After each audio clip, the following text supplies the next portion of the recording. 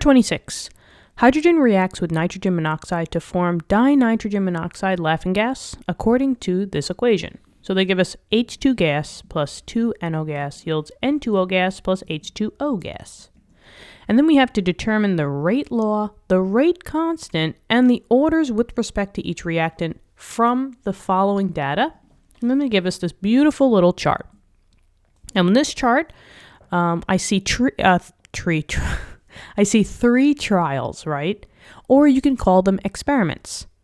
Now, in the first experiment or the first trial, so we'll say maybe trial 1, we have a concentration of NO, one of the reactants, mixed with a concentration of H2, which is the other reactant. And with this combination of concentrations, the rate was 2.835 times 10 to the negative 3 molarity per second. And the same exact idea here is for trial 2. We have 0.6 molarity, 0.35 molarity, and then a given rate. And then we have the third trial, which is basically doing the same exact thing here. Now, especially if they give you a chart and they're asking for the rate law, they're secretly asking you for something else. Now, when they're asking you for a rate law from given chart values, all they basically want you to do is find the orders. Now, what does that specifically mean? Well, we can look at a generalized rate law formula, which is this, right? A generalized rate law is always rate equals K, that's the rate constant, times by the concentration of the reactants raised to their orders. So in this case, we just need to find the exponents. Okay, pretty simple enough, but how do we do that? Well, we have to go by the chart values. What we're going to be doing is we're going to be figuring out our orders by seeing the changes between 2 trials. Now, let's just see what the more specific rate law would be for our given circumstance. Now, in this case, when you're writing a rate law, just know that you don't have to worry about any numbers for the rate and for the rate constant.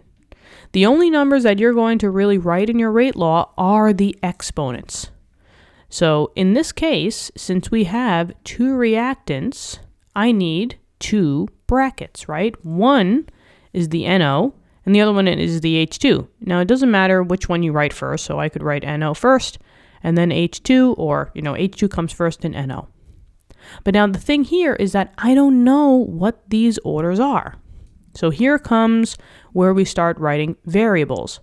So let's say that the NO, we don't know that one. So use any variable. We love using X, right? So I'm going to say NO is raised to the X. Now H2, I don't know this one either. So I have to put a variable. But if I put a variable here, that's X, that means that these 2 are going to be the same number. I don't know that, right? NO could be raised to the second and this could be raised to the first. NO could be raised to the first and this could be raised to the second. So I have to use a different number just to, play it safe, or use a different letter, right? So choose any other letter. I like to use Y. So I have NO raised to the X and H2 raised to the Y. But now, here comes the dilemma, because anytime that we've been doing algebra, right, all throughout our career in algebra, we're not in calculus, right? This is not a calculus-based chemistry course. In all of algebra, we've always been seeing X equals some number, right? At the end of the day, we get X equals, or we get Y equals some number. We do not get at the end of the day, maybe an X equals, something and a Y equals something together. So that's the problem, because if I'm using this formula, right, I have 2 different variables, which means that I have to cancel one of them out to find the other one. And that's exactly what we're going to be doing. So we pick which exponent do you want to find first. Let's say that we want to solve for the NO first. So I'll put, okay, we want NO, and we want to find out that X value. This is what we're trying to solve for. So if we want to solve for X, that means we want to cancel out the H2. So I'll put that here. So cancel out H2, and that's raised to the y. Because if you want to cancel out that y, then you only have the one variable. So how do we cancel it out? Well, you got to pick two trials in which the Cl2, not the Cl2, the H2 does not change. Okay, so we go up to our three trials, and we pick the two of them in which H2 does not change. So I'm looking at all of my H2s, and I see that between trial 1 and trial 2, they don't change. They're both 0.35. So I'm going to use my trial 1 values and my trial 2 values to find out the X value, or the order with respect to NO. Now, to make it easy for yourself, always put the higher rate and divide it by the lower rate. Just makes the math easier at the end of the day when we actually start doing the math. Now, I do hear some of you, right? I hear some of you that say, whoa, Christina, why can't we just take these coefficients, right? Why do we have to do all this work? Why can't we just say that H2 is raised to the first and the NO is going to be raised to the second? Well, first off, that's a really, really great question. But the thing here is that when we are given trials and we're given only one equation, we assume that this is an overall reaction. We only take the coefficient values as our orders if the question states that it's an elementary step. So you probably, or you might have seen some things where they say, this is an elementary step. If it's an elementary step as an equation, then we could automatically assume, okay, the H2 is going to be raised to the first, and the NO is going to be raised to the second.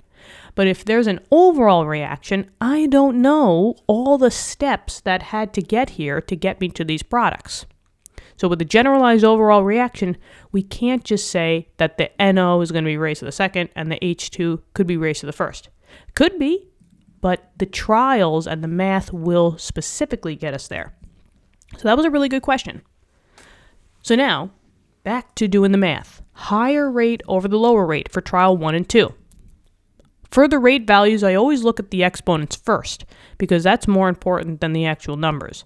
If I have something that's 10 to the negative 2 versus 10 to the negative 3, a 10 to the negative 2 is always going to be larger. So trial 2 is more than trial 1. So in this case, I'm going to do trial 2 divided by trial 1. And I'm going to plug in all my trial 2 values into my generalized rate law, divided by all my trial 1s into my generalized rate law. So let's do trial 2 first. I'm going to use this formula to plug in the values. So my trial 2, the rate was 1.134 times 10 to the negative second equals, I don't have a K value, but that's okay. I'm just going to keep running with it, right? The K is the rate constant. And I have the two reactants. So NO for trial 2 was 0.60 and H2 was 0.35. And 0.60 was raised to the X and 0.35 was raised to the Y. Now, we're going to do the same thing for trial 1. So trial 1 says 2.835 times 10 to the negative 3 equals the K value. I still don't know the rate constant, but that's okay. Whoop, what happened there? Let me see. Think everything? Good. And then this is multiplied by the two reactants. So we got, for trial 1, NO is now 0.3, and the H2 is the 0.35. Now, why do we do this? Well, let's see. Even though I don't know the K values, a K divided by a K, that will cancel out. And the same thing goes with the 0.35, right? This is going to be raised to the x, this is going to be raised to the y. And now since this whole entire thing is absolutely the same, goodbye, get rid of it. And now we just make it a little bit easier for ourselves. We just going to divide the two rates, and we're going to divide by the 0.6 and the 0.3. So let's see, 1.134 times 10 to the negative 2 divided by 2.835 times 10 to the negative 3. I get a 4. And that's why we like to do higher rate over lower rate, because it just makes these numbers very easy to work with. And then 0.6 divided by 0.3 is a 2, if we did it in the calculator. And that's raised to the x. So you say 2 to the what will get me 4? Yeah, x equals 2. So that means that x value, the order for NO, is now going to be a 2. So we're going to pause the video because we're going to do basically the same thing here, but now just with the opposite reactant. So we now want to solve for, let's just get rid of this. I'm just going to rewrite them, right? We want to solve for now the H2, and that's the Y value. So everything is changed. So if you want to solve for the Y value now, who do you want to cancel out? Yeah, we want to cancel out the NO, the one that's with the X value. So we're going to pick two trials in which NO does not change. So maybe what I'll do is I'll put this over here, and I think just to kind of show you, we'll maybe put a line here. And now we pick the two trials in which NO doesn't change. So I'm going to NO. And which two trials does NO not change? Yeah, now it's these guys. Trial 2 and 3. Higher rate over the lower rate, it just makes it way easier. So I first go to those exponents and I say, oh, they're the same exponent now. So I can't figure out which one is higher or lower by the exponents. Now that's when I go to the numbers. 2 is greater than 1, so trial 3 is greater than trial 2. So we're going to do trial 3 divided by trial 2. Okay, so same exact process. We're going to use the rate law, and we're going to plug it in. You don't have to even put in the 2 yet, because the x's are going to cancel out anyway, so it doesn't matter. So for trial 3, my rate is 2.268 times 10 to the negative second equals the K value. Still don't know it, but as we see before, that's totally fine.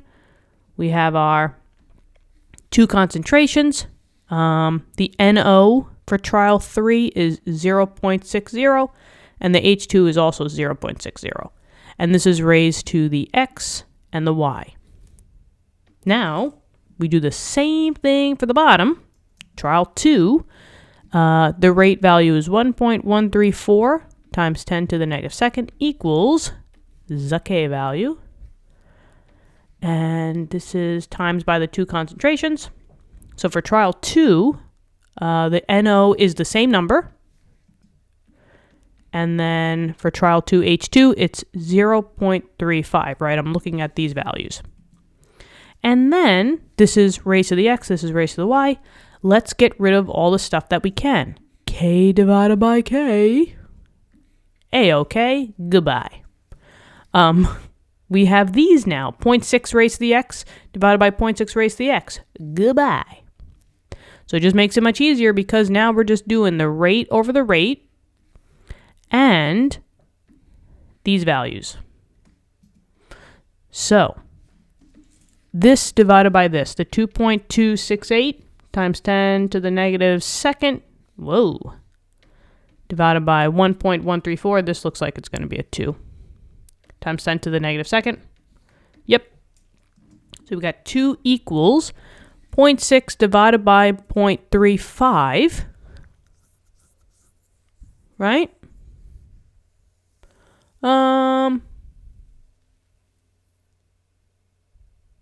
Hold on a second. What just happened here? I just want to see, did I plug in the right number? Trial 2 for H2 is 0.35 and a 6. And then, okay, so I do see that for the H2, I should have put a 0.7 there. I don't know why I put a 0.6, but that now makes sense. Did anybody catch that? Did anybody start screaming at their desktop or their cell phone or their MacBook or whatever you're using? I heard you. So thank you. So let's keep going. 0.7 divided by 0.35. This should also be 2. That's also kind of the reason why I knew that something was up, because 0.6 divided by 0.35 was not going to give you that pure whole number. So if you're starting to get like random numbers, go check back. So this is 2 raised to the first. And now, what does y equal? 2 to the what will get me 2. Yeah, you got it. Y equals 1. So we know that the y value is going to be a 1. So now we know what the overall rate law would be. It's going to be rate equals K times the concentration of those reactants. So we got NO and H2. And once again, it doesn't matter who goes first. And the NO was a 2 and the H2 was a 1. You don't have to put the 1 here if you don't want to. So it could just be literally just a 2. And that would be the answer. So that is your first part. When it said determine the rate law, we now have the rate law. So let's pause the video, because now I have to get rid of all of this, because we have to move on to the second part, which is to find the rate constant. So unfortunately, bye-bye. And now we have this, so I'll plug that in. And I'll maybe make a little thing here, because the second part, now we want to find the rate constant. And the rate constant is the K value. Now, this is teacher or professor specific. I've seen some teachers where they want you to get the K value for all 3 of the trials and find the average. Some teachers or professors just say pick a trial. Some teachers only want you to do the 3rd trial. So I would just make sure what your teacher or professor wants. I'm going to use the last trial. Now, generally speaking, if you use any of your trials, the K value should be very, very similar. So if you want, pick another trial, then trial 3, and see if your K value matches mine. So in this case, we're going to do trial 3. Which means that now, since we have the generalized rate law, all you're going to do is just plug in these values into the rate law that you have and solve. So for trial 3, my rate was 2.268 times 10 to the negative second equals that K value times by the concentration of the 2 reactants. NO was the 0.6. And the H2 was the 0.7, and the NO is raised to the second, and the H2 is raised to the first. Once again, you don't have to put that number in there. And now, let's just solve for K, right? 2.268 times 10 to the negative second equals, I'm going to do this math first. So 0.6 squared times 0.7. Calci will understand. Oh no, Calci will not understand that. Come on, Christina. Okay, so 0.6 squared. Now, once you have that squared, if you have the TI-84CE, if you want to get rid of the exponent, all you got to do is press this button right here to bring you back. And now that's times by 0.7. There we go. Okay, so we have 0.252, and that's all times by K. So now we know what to do, right? Solve for K, all you got to do is just divide by each one by 0.252. And we will get a K value. K equals 2.268 times 10 to the negative second divided by 0.252. Just making sure that these numbers look good. Looks good to me. And there you go. I guess 2 sig figs. So we could say 0.090. And now the big thing here is, what is K's units? K has units, but it depends on the overall order. The overall order is going to change the units of K. So instead of trying to do the math with the units, cancel out the units, that cancel out, the easiest way to go about this is to just know, if you have an overall order, what is that general unit of K? So the whole idea here is that we do have to find the overall order. And an overall order is overalls, just means the sum, right? Add all them up. So in this case, your 2 orders that we found was a 2 and a 1. So 2 plus 1 equals 3. Your overall order is 3, third order. And the idea here is that if you have an overall order of 3, your K units are always going to abide by a molarity to the -2 time to the -1. Now I say molarity because 9 times out of 10, the units of your concentrations are going to be molarities, but just make sure that they're not giving it to you in ATM, a pressure value, but most times it's going to be a molarity. So this is going to be constant, molarity to the -2. That just means that it's 1 over molarity squared. And then you just got to watch out for the time unit that they give you. The time unit is going to come from the rate. Here, they give you S for seconds. So my K value is going to be 0.090 molarity to the -2 seconds to the -1. So you can write down S or SEC, doesn't matter. And that is your K value. Okay.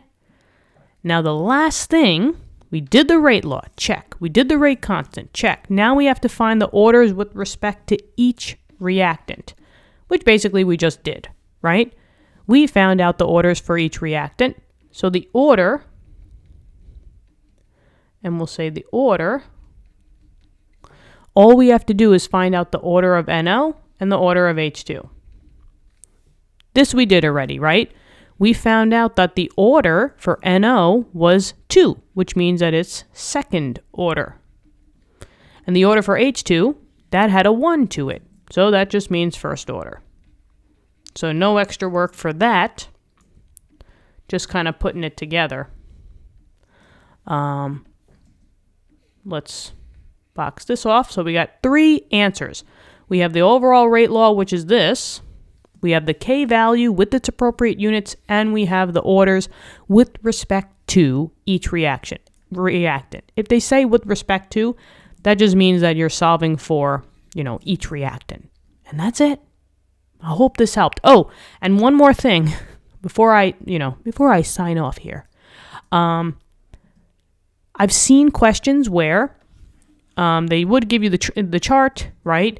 But they won't say determine the rate law. They'll go straight to find the rate constant.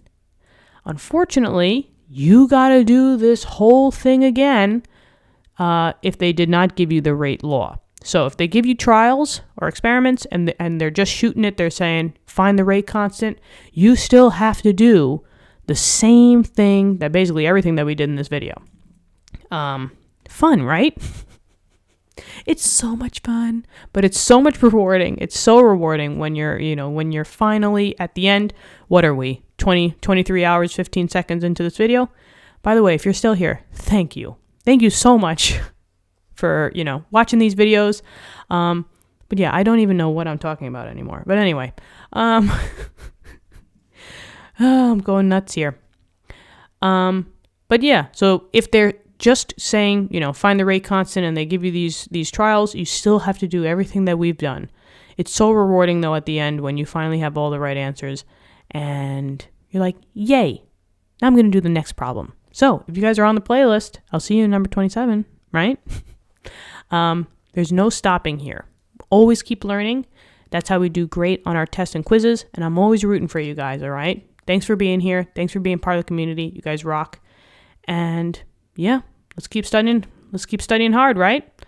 Okay. I will talk to you soon. Have a great, great day. and talk to you then. Bye-bye.